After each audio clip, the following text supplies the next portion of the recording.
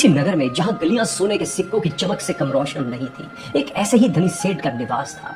उनका व्यापार दिन दुनी और रात चौगुनी गति से तरक्की फल फूल रहा था, मानो लक्ष्मी स्वयं उनके द्वार पर बंद कर रह गई हो।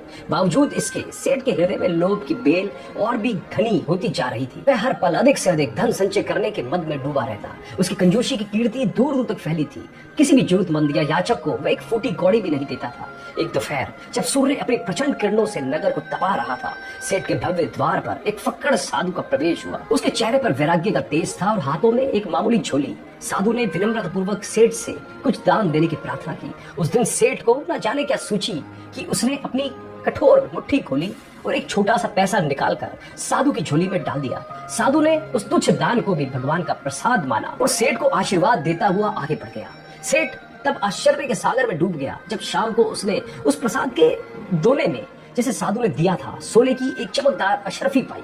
अशरफी की सुनहरी चमक देखकर एक और जहां उसके मन में अपार प्रसन्नता का संचार हुआ, वहीं दूसरी ओर उसे गहरा अफसोस भी हुआ कि उसने उस महात्मा को केवल एक पैसा ही क्यों दिया। उसका लोभी मन अब उसे एक पैसे के बदले एक अशरफी पाकर और भी अधिक की लालसा करने लगा। अगले दिन सेठ बेसब्री से साधु के आने की प्रतीक्षा कर रहा था। जैसे ही उसे वह फक्कड़ साधु अपने द्वार पर दिखाई दिया, लोभी सेठ की बाछें खिल गई। इस बार साधु ने झोली फैलाते ही सेठ ने अपनी तिजोरी खोल दी और मुट्ठी भर तांबे के पैसे उसमें उड़ेल दिए। साधु ने फिर से उसे भगवान का प्रसाद और ढेर सारी आशीषें दी और अपने रास्ते चला गया। सेठ का मन अब अधीरता से शाम होने की प्रतीक्षा करने लगा। रात की चादर धीरे धीरे नगर पर फैल गई, लेकिन उस दिन सेठ को कोई अशरफी प्राप्त नहीं हुई। उसका हृदय निराश और क्रोध से भर गया। वह अपना सिर धुलने लगा, यह सोचकर कि उसके पैसे भी चले गए और सोने की अशरफी भी नहीं मिली। तभी सेठ की धर्मपरायण पत्नी, जो हमेशा दान पुण्यों में विश्वास रखती थी, उसे शांत करते हुए समझाया, प्रिय, इतना दुख मत मनाइए।